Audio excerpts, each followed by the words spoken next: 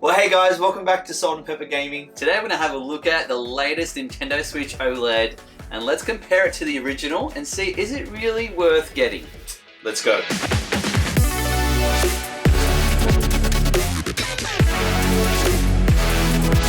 So we finally got our hands on the latest Nintendo Switch OLED. Of course we had to get one each. We'll do a quick unboxing and then we'll do a comparison to the old Switch. And let's see if it's worth upgrading or getting it for the very first time. So we're going to look at two different ones. We're going to look at the neon ones, which is the typical standard edition that you get. And obviously they're really cool, epic, white looking edition. And we're excited. I'm actually excited to unbox this and have a look and see what we've bought. So, ready to unbox? Oh, let's do it. Alrighty. Let's do it. Let's start with the OLED model. Let's get the controllers out first. So here we go. We're just gonna unbox. Take this out for the first. Oh, look at that, man! Nice. Look nice. at that. Now the rest of the stuff is here is exactly the same as the other Switch. All the cables and all that. Ah, is this the same? Yes. You've got the, your standard controller. It's nice to see how sturdy and I guess how much the quality build on this stand. If you ever had the old Switch, you know how flimsy the old stand was. I agree. If you still have it working at this point. Let's have a look at the dock. Oh, that looks so good. But I know with this one here, there's actually no USBs at the back. There's only two at the side. It's not a big deal. But it depends if you want to charge things. You've only got two slots here. I guess it gives it room for the new LAN port. Alright, let's have a look at the white version. I'm excited to see this one. It's nice. It's nice to have a new colored pair of Joy-Cons. It's always nice. It is nice, eh? So I've always just had the grey ones, all the boring colors. It's nice to finally have a white pair. That looks just slick. Look how good it looks. Wow, that looks really cool. I like that the fact that this backing plate comes off.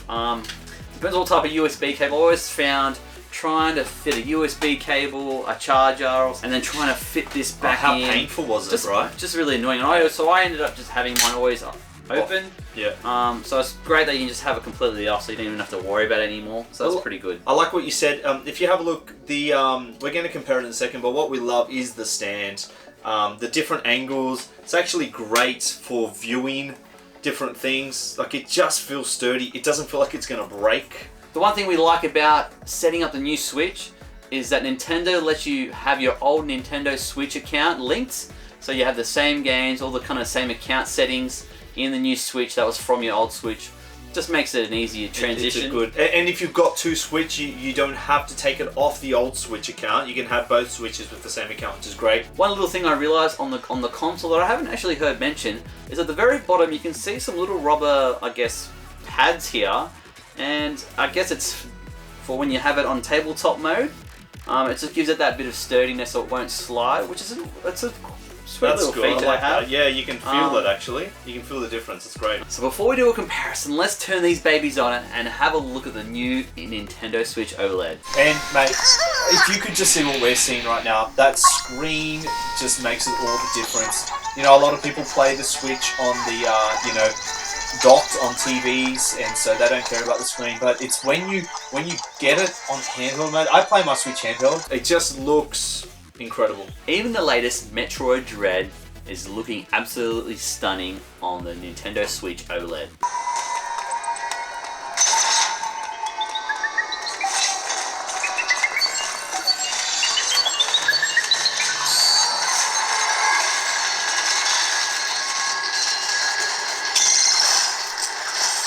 So let's get the old Switch out and do a bit of a comparison and looking at all the, I guess, the negatives and the pros to the Nintendo Switch.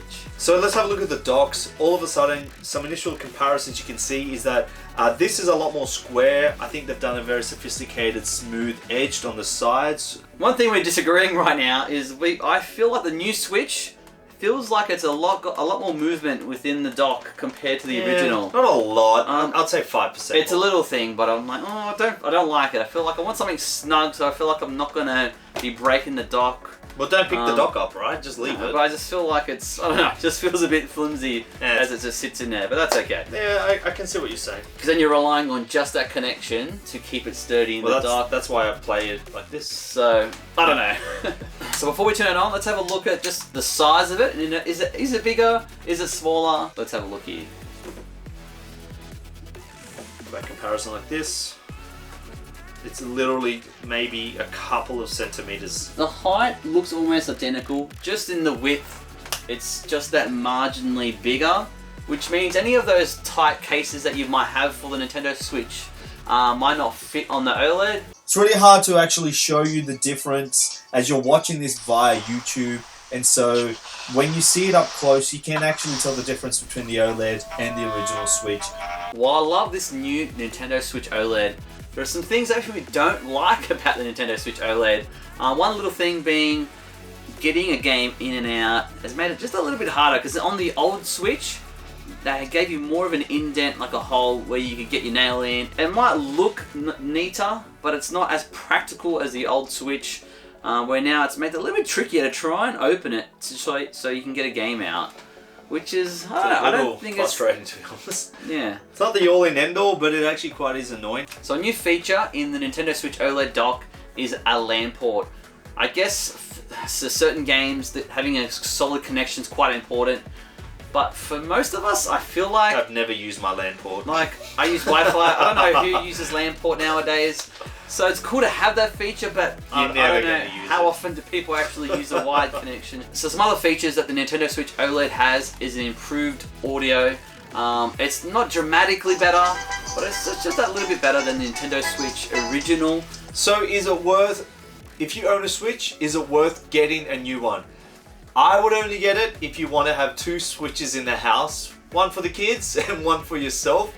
Then I'll definitely would be getting it. It's pricey. There are a lot of game stores out there that do trading value, so you can trade in your old Switch and get the new one. I personally think if you love handheld gaming, then the experience of this is definitely worth it if you like handheld gaming. If you're just going to play it on the screen, docked, maybe it's not worth spending the extra $500, but I don't regret my decision. Good stuff, mate. I do add value to this. Well, I don't think you should get the Switch because it's pretty much the same thing. Why'd you buy it then? No, I'm joking. Well guys, thanks for watching today. We hope you enjoyed this review. If you want to watch other game reviews on Switch, check out these two videos above where we review Cruis'n Blast and also the latest Metroid Dread on the Nintendo Switch. And we'll see you next time. Peace.